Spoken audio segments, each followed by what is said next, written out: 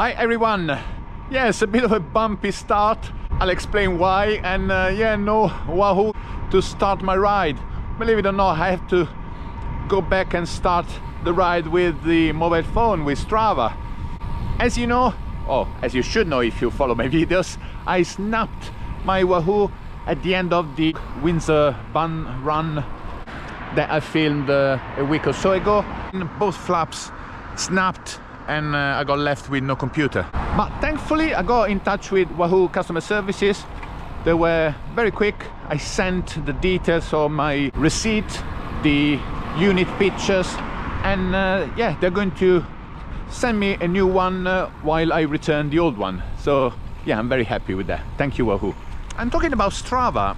I've seen quite a few videos about the spike in price increase, which is not cool. It looks like when the drug dealer in a movie, so straight away from free pumps up the price because now you are hooked and you can do without the substance, which are the segments in this instance. I've not yet looked really into the issue, and I'll have a look when my subscription is up for renewal. And I also had to upgrade the batteries on the GoPro. I've seen more and more increasingly the batteries failing under cold weather conditions. I invested £35 for two enduro batteries that supposedly are better in cold weather conditions, and they're white.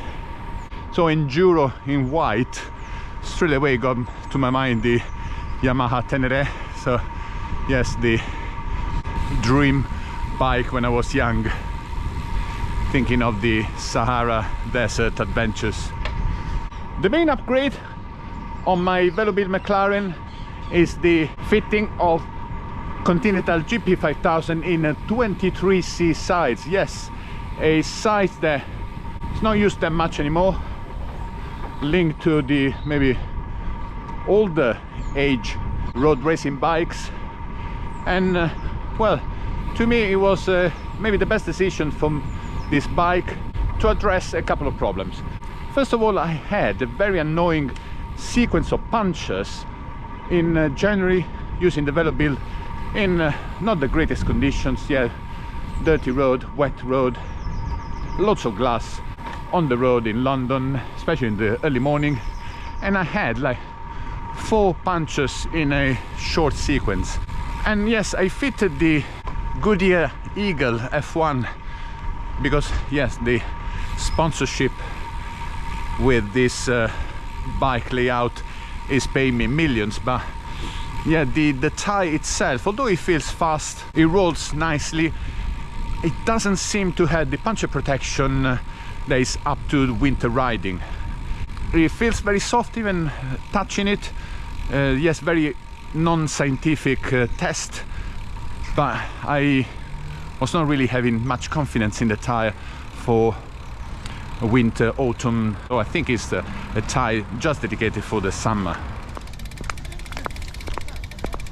Then I decided to ditch the multi-million-dollar sponsorship agreement with Goodyear and switch to Continental. Yes, because they give me a lot more confidence. Even though the 5000, yes, they are prone to puncture as any other tire, but at much lower rate. I hope so, at least. Yeah, no, I always use the GP5000 in various conditions with great results. Touch wood, on paper, should guarantee a much better overall use even in the winter.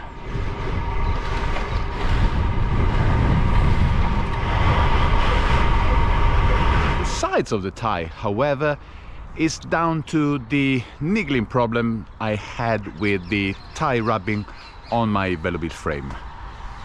This was an annoying feature from the beginning, and I believe it's a combination of multiple factors. First of all, I believe that they went a bit heavy on the paint, custom painted. I think a few layers on top of the frame have increased the sides of the chainstays, and the frame already allowed maximum 25C. Of course, with a bit of layer of paint on top, reduce even more the clearance.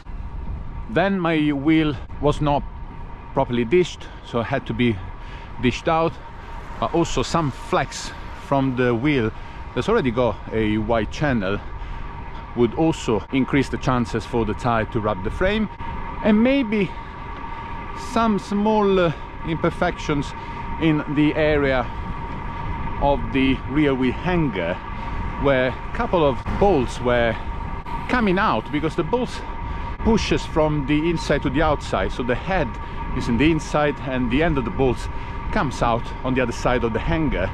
We're not completely flush with the surface, and maybe they were pushing the wheel in a slightly wonky direction.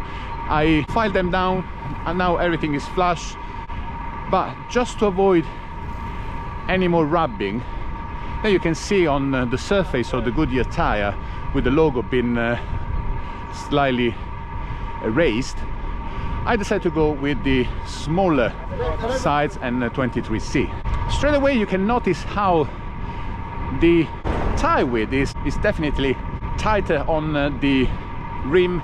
I have to say, it seems to form a great transition for aerodynamic purposes. You know that for the best aerodynamic penetration, I've heard that you have to have the tire not ballooning outside the surface of your rim, and in this instance this tire seems a great match for the prime wheel set.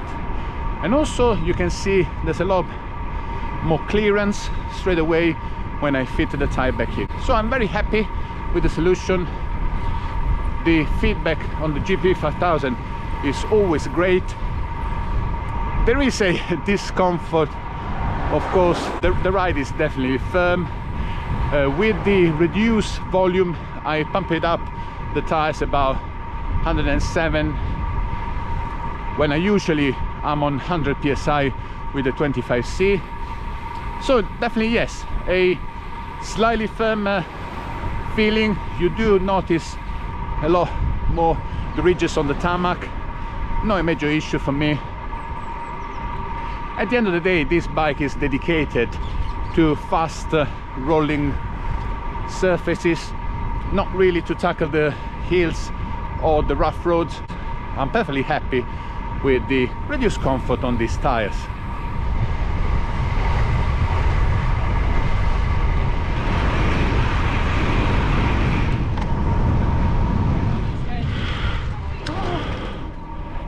I got back on the canyon with the 25C tires and it felt like almost riding a gravel bike. Very comfortable. No, not just yet, but yes, there is a slight difference, but comfort is not really, as I said, the main priority for me. Fitting the tires, it was different, yes, because the reduced volume inside the tire made the fitting a little bit more time consuming, because the tube itself has got a lot less space to fit inside. So I spent a lot more time ensuring the tube was not pinched anywhere. So it wasn't a difficult process, but I had to make sure that the whole tube was correctly inside, and it took a little bit longer. However, the beads were not overly stiff, so fitting the tires without the levers was actually an okay process. Maybe after trying to fit the Schwalbe, I got used to extremely tight beads, and I don't know, maybe my hands got even stronger. I'm almost at 1,000 kilometers on this Velobuild. I'm enjoying the bike so much. It does have all the characteristics of a narrow bike, very fast on the flat. It's not sluggish on the acceleration either. It's very stable, but yes, when you want to go for the hills and have a lot more reactive bike, the Canyon Ultimate is still a bit better in those circumstances. I'm very happy so far. Yes, pity for the Goodyear sponsorship. yeah, what can you do? The main thing is of course to have confidence in the kit. The Goodyear didn't really give me enough confidence in this time of the year. Continental, touch wood, should be better in this instance. I wonder if I get a puncture just after I finish the video. I also use the bike in a different way because I can accelerate and push harder without thinking of the eventual rubbing. Overall, I'm very happy. Just need to get a physio now with all the bone shaking right with the 23C. Now, it's not too bad. Yes, a little bit more uncomfortable, but nothing crazy. Thank you guys for watching. I see you to the next video. Ciao.